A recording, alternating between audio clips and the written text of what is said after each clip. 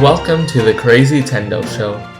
I'm your host, Crazytendo, and today we've got some major headlines and news for you all regarding the Nintendo Direct. So sit back, relax, and enjoy. Today in the Crazytendo Show, we're going to go over the Nintendo Direct that just happened and talk about the news we got from it. Kicking things off for the Nintendo Direct, we got a cinematic trailer for Monster Hunter Rise Sunbreak, a paid DLC for Monster Hunter Rise, with a release date of summer 2022. According to Nintendo, this is going to be a massive expansion to Monster Hunter Rise. Now, unfortunately, we didn't get that much info regarding this expansion in the Direct. All we got was a dragon flying around and, the Nintendo Direct guy talking in the background. So we'll have to wait for further information that could potentially come in a spring Nintendo Direct for 2022. Now, I'm not a big Monster Hunter fan, but I bet all of you Monster Hunter fans out there must be looking forward to this. So next up, we got more information for Mario Party Superstars, which was first revealed in the E3 Nintendo Direct earlier this year. And I must say, this game has me excited. Nintendo revealed the last 3 boards for the game, those being Woody Woods, Yoshi's Tropical Island, and Horrorland. And we now know the 5 boards for the game, the other 2 being Peach's Birthday Cake and Spaceland. We also got a look at Mount Minigames, which is a course of back-to-back minigame mayhem. You can also compete against people online for the highest win streak in the survival mode, or work together with someone in Tag Match, which is a co-op multiplayer experience. All games and minigames will have online play, like Super Mario Party did in an update which was released earlier this year. Mario Party Superstars is definitely on my list of games I would like to get.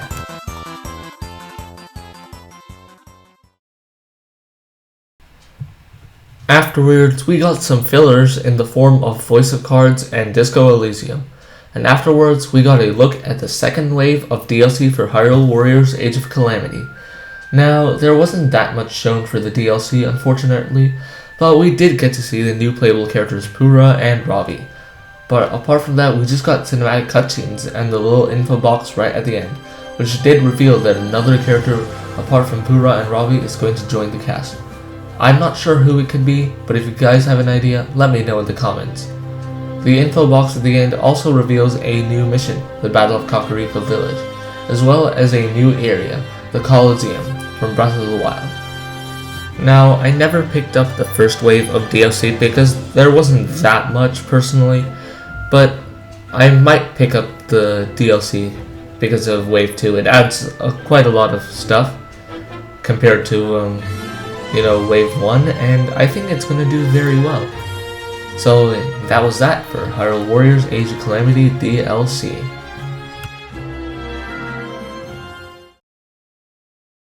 The next announcement was Chocobo GP, which is a Final Fantasy card game by Square Enix, which didn't interest me at all.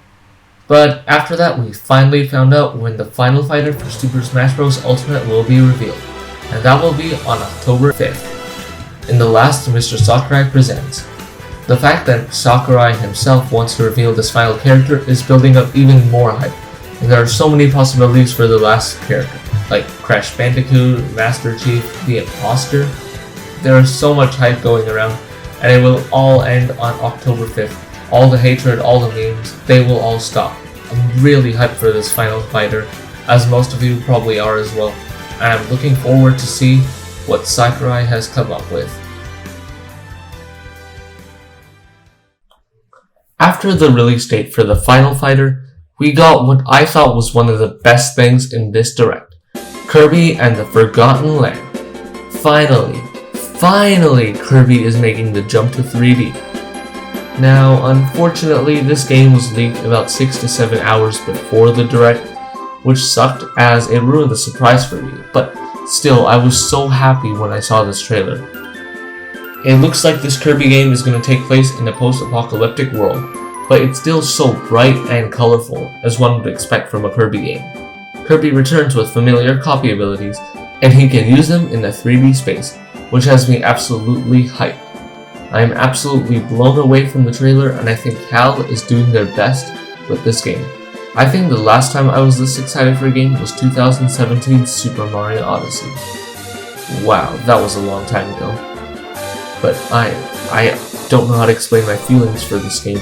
It's just amazing, it looks amazing, and I think it's going to be a spectacular game, and has me wishing for spring 2022 to come already.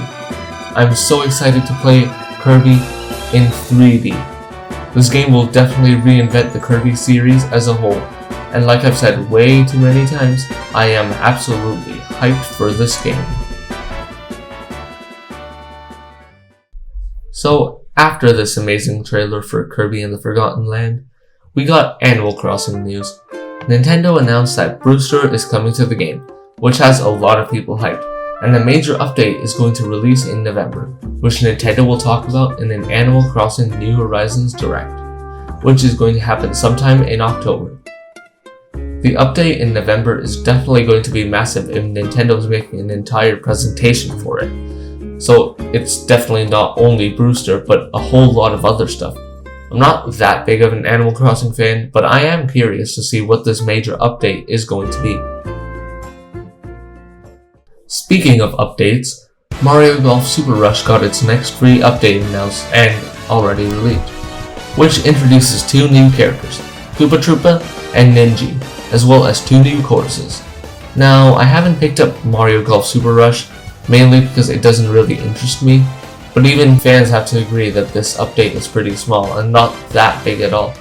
There could be more stuff in the update, but I didn't notice much else. A lot of fillers followed.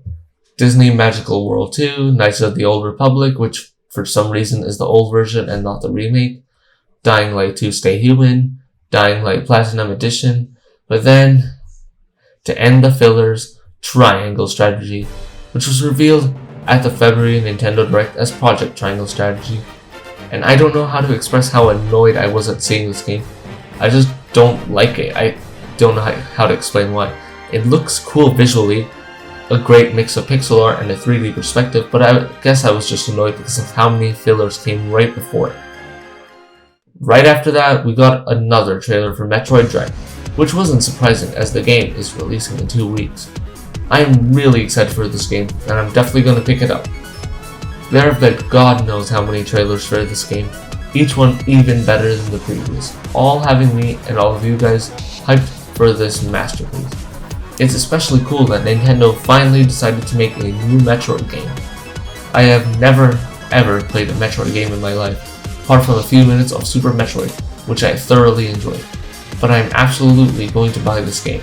The amount of marketing Nintendo put into this game shows how committed they are, and it sure as hell will be a game to remember. Oh boy, the next announcement had me absolutely hyped. Without further ado, ladies and gentlemen, introducing Nintendo 64 for Switch Online. Now, it's funny how the rumors said that Game Boy would be the next system for NSO for ages, and the N64 rumors only, started to get more trendy and popular like a few weeks ago. And then we got N64, which I'm not complaining about. I'm very, very excited, as are probably all of you out there, that N64 games can be played on the Nintendo Switch. I'm most looking forward to playing Ocarina of Time, Majora's Mask, Paper Mario, and Kirby 64. I do hope that DK64 and Smash 64 get added to the service in the future. The Nintendo 64 turned 25 years old this year, and it's great that Nintendo is celebrating the occasion. Furthermore, an N64 controller will be released as well. I'm not sure if I'll get it, I'm thinking about it. But that's not all for NSO, as another console got announced for the service, the Sega Genesis. I don't have any nostalgia for Sega games at all, but I do think I will play Sonic 2. Just like the N64 got a controller made for NSO, well, it's getting a controller made for NSO, the Genesis is getting a controller as well. Never in my life did I think that Nintendo would make a Sega controller. There is one downside to these new NSO announcements. They're part of a new tier to NSO, so if you want to play N64 or Genesis game, you gotta pay some more money. This new membership will be released late October and we will get some more info in the near future. NSO information, right? There's gotta be some more hype coming afterwards. Well, no. It's filler galore. Shadowrun Trilogy, Castlevania Advanced Collection, and ActRaiser Renaissance, and then finally we got something good again. Deltarune Chapter 2 for the Switch, which thank God was an update for Chapter 1 and not a separate software like on PC. Otherwise it would have been sort of hard to manage save files and stuff. But holy, that music in the trailer was amazing. If you guys know what song that was, please let me know in the comments down below. Now, unfortunately I haven't played Undertale, but I did try out Deltarune Chapter 1 for the first time earlier today and absolutely loved it. And I even bought Undertale to understand everything better. One thing is for sure, Toby Fox sure as hell can make good music. So, from the hype announcement so far, we have Mario Party Superstars, the release date for the Final Fighter for Smash Ultimate, Kirby's Forgotten Land, Metroid Dread, N64 for NSO, and Deltarune Chapter 2 for Switch. What could be next? Well, Miyamoto himself appeared to announce the cast for the upcoming Super Mario movie that Nintendo and Illumination are working on. Ladies and gentlemen, I present to you Chris Pratt as Mario, Anya Taylor-Joy as Peach, Charlie Day as Luigi, Jack Black as Bowser, Keegan-Michael Key as Toad, Seth Rogen as DK, Kevin Michael Richardson as Kamek, Fred Armisen as Cranky Kong, and Sebastian Maniscalco as Spike. I think this is going to be a great cast, but unfortunately not a lot of people are happy about Chris Pratt voicing Mario.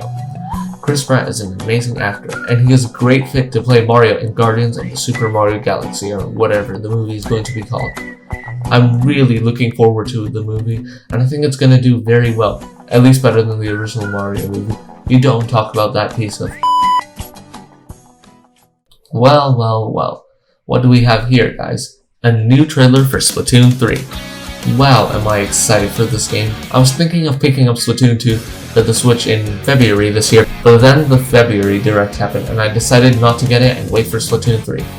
I've played Splatoon 1 and 2 multiple times at friends' houses, and I thoroughly enjoy the games, and I'm excited for the new entry in the series. For what we got in the trailer, this game looks gorgeous with some amazing visuals and information to the game. First, we got some gameplay, and then Nintendo showed a trailer related to the campaign for the game, Return of the Mammalians. Basically, it seems like mammals are returning after they all disappeared, apart from the 2 cats that stayed. What more is there to say? This is Splatoon, and Splatoon games are amazing, high quality, well made, and just brilliant in all ways. The trailer did show a lot for the game. It was a major reveal trailer, but I am disappointed that a release window was given. I am going to assume that it's summer 2022, as that seems about right. So guys, the final game for the September Nintendo Direct of 2021 was Bayonetta 3. First announced way back in 2017, no info was released for the game until this Nintendo Direct. I'm not a Bayonetta fan at all, and I didn't care for this whatsoever, and unfortunately, this was a disappointing end to the Direct for me. Not much more I can say here though, so let's move on. It's time for my verdict on the Nintendo Direct.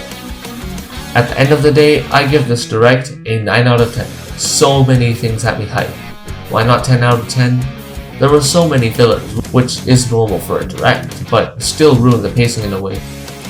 I did thoroughly enjoy the Direct otherwise. Let me know what you guys thought of it. But that concludes the Crazytendo Show for today, and I hope that everyone here enjoyed it. So with that being said, have a nice day and see you all later.